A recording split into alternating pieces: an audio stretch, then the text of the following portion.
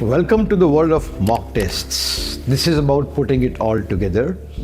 Today's video, we talk about a few very important things. We talk about mock tests. More importantly, I will let you know how to make the most out of your mock tests. We'll also talk about one very interesting concept, silly mistakes. And I'll wrap it up with a word about biorhythms. So, starting with mock tests. Why do we take mock tests? It's a real-term simulation of the actual test that you're going to be taking. So if you've done a significant number of mock tests, it will make the entire test day experience very comfortable for you, because you've been through this, you've navigated the test multiple times over. It helps you master the time management strategy, make a few mistakes on time management, learn from them, come back and improve on them, learn about drop the gun and run, and see how exactly it can harm you at times if you fail to follow it. Another purpose that the mock tests serve is that they help you measure your performance. So it's a good sense of motivation. When we started with the program, we did a baseline test for you. You can compare the scores on the mock with the baseline scores and see how much I've moved forward and how much remains to be done. The mocks also help you in putting your strategies into application and see if they're working for you, if they're not working for you. So as such, this is the final leg of the preparation. The mock test, of course, till the time you complete the strategy classes, you are limited to one mock a week, whereafter we can enhance this to twice weekly mocks. One question I'm often asked is, how many mocks should I be taking? Well, before I answer that question, let me tell you what is it that mocks will not do for you. Mocks, taking more and more mocks, is not going to lead to score improvement. That's the biggest myth I've seen. Still, the percentage of students who believe in this is astounding. Practice, and practice. It will not take you anywhere if you're just blindly taking mocks, not working on your mistakes, right? So the ideal number of mocks that I recommend that you must take before you take the SAT for the first time, the absolute minimum is 10. 12 is a very healthy number, and I would not want you to take more than 15 mocks in any case. So this is my recommended number of mock tests that you should be taking. Take them with a fresh mind. Of course, I'll talk about that later in the video. Once I've taken the mock, that's where the process does not end, it starts. If for you taking the mock is the task, then you're very seriously mistaken.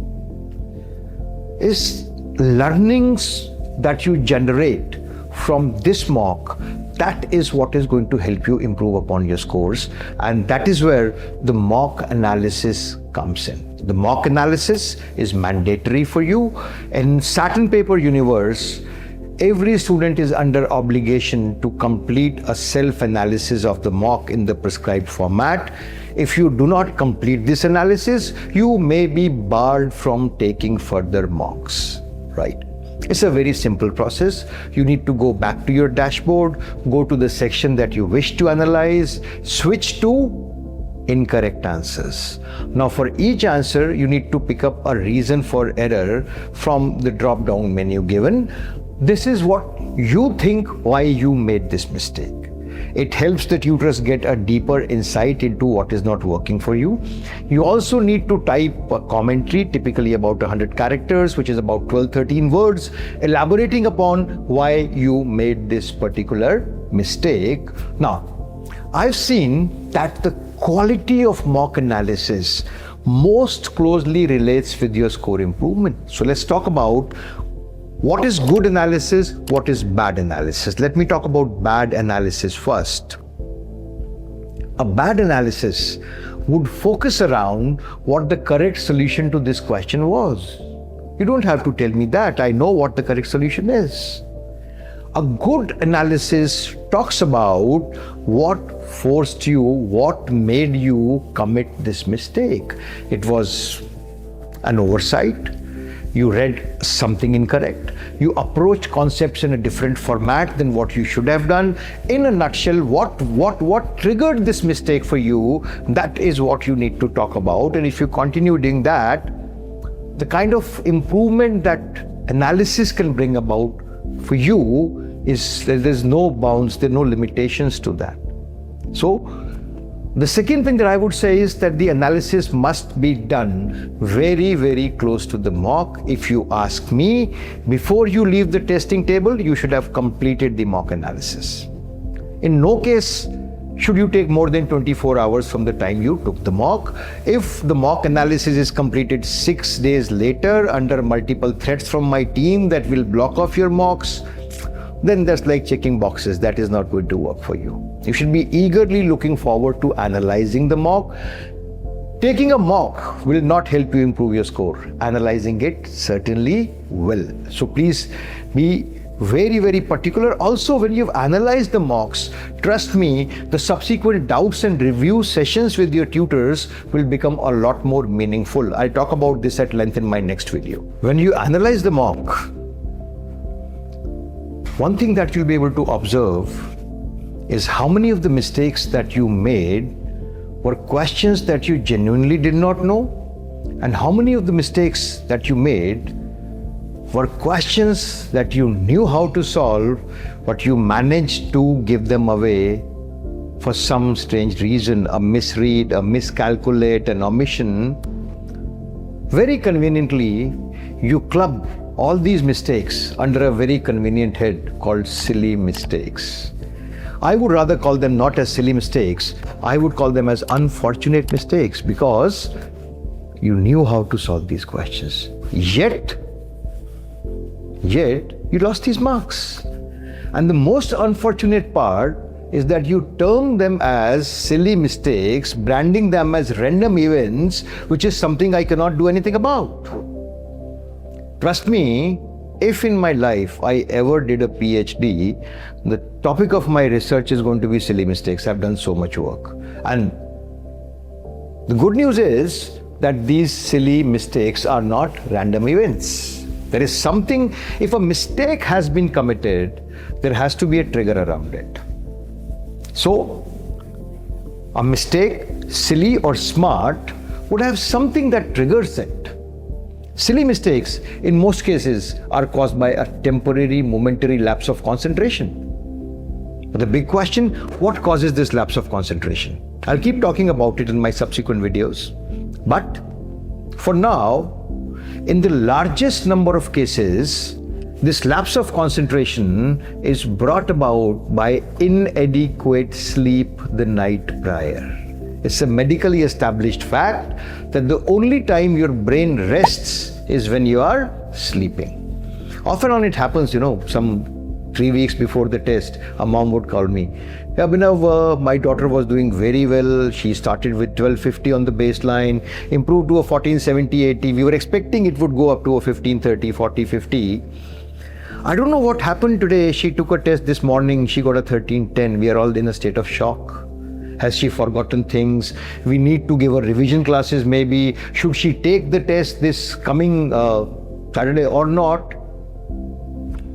3 minutes of monologue before I'm even allowed to react. And then I have one single question to ask her. What time did she go to sleep last night? There was a party at home. There were guests. It's a little late. I said, late as in 11 p.m? Midnight? No, later than that. So 2 a.m, roughly there. So finally we agree on something like 3:30 a.m. She goes to sleep at 3:30 a.m, gets up at 7:30 a.m, takes a mock at 8 a.m. Whatever happened had to happen. So when you're taking the mock tests, it's extremely important that you take care of these variables, take care of the biorhythms. Listen very carefully to what I tell you next. There are some 3, 4, 5 things that you need to take care of. Number 1, off to bed 10:30 p.m. the night prior. This is an order from me to all students. If you have a mock tomorrow, tonight you have to be off to bed at 10:30 p.m., getting up at 6:30 a.m. Please give yourselves a full 8-hour sleep, which is what most most health professionals would recommend for kids at your age. When you get up, do a bit of a physical activity. It could be as little as moving out and taking a 20-minute brisk walk in a park nearby. I can't expect people at your age to meditate, but when you do some physical activity in the morning, it's likely to release a lot of nervous energy that might become dysfunctional later on. Come back home, have a shower. Always have a very heavy breakfast. I normally recommend you should eat at least 400 to 500 calories, the moms, to ensure that. I ask my students, what is it that is more tiring, the SAT or a 2-hour school exam? Invariably, they tell me that the 2-hour SAT is way more tiring. Why? Because school exam, 2 hours, your brain is working for half an hour, remaining 90 minutes, the pencil or the pen does the job. SAT is continuous non-stop decision making for 2 hours and 15 minutes. It's likely to leave you very, very tired and you need energy. So make sure you eat at least 400 to 500 calories. And the last thing, this is something which I personally practice always. If your mock was supposed to start at 10 in the morning, you should be at your testing table at 50 minutes past 9. Never keep your phone with you when you're taking the mock. Surrender it with your parents. The parents, please take note. You need to take care of their phone. I don't want a kid doing a mock here and looking into the WhatsApp on this side. Doesn't make sense at all. In any case, it has to simulate the real-time testing conditions. Right? So, be at your testing table 50 minutes past 9. The last 10 minutes you should be spending just with yourselves. Revisiting your strategies, revisiting what were the pledges that I made to myself when I analyzed my last mock, revisiting the advice that my tutors had for me in the last session. This would give you phenomenal resolve and that zeal to do better, and you'll actually do better. Right? So take care of biorhythms. Off to bed at 10:30, out of it at 6:30. Quick brisk walk in the morning, come back, have a shower, always hot or cold, your choice. Eat a lot and then sit down with your testing table 10 minutes before the starting time. That's it for me for now. I'll come back and talk to you about what strategies you can use for improving your scores once you've completed 4 or 5 mocks. Await my further video. Thank you so much.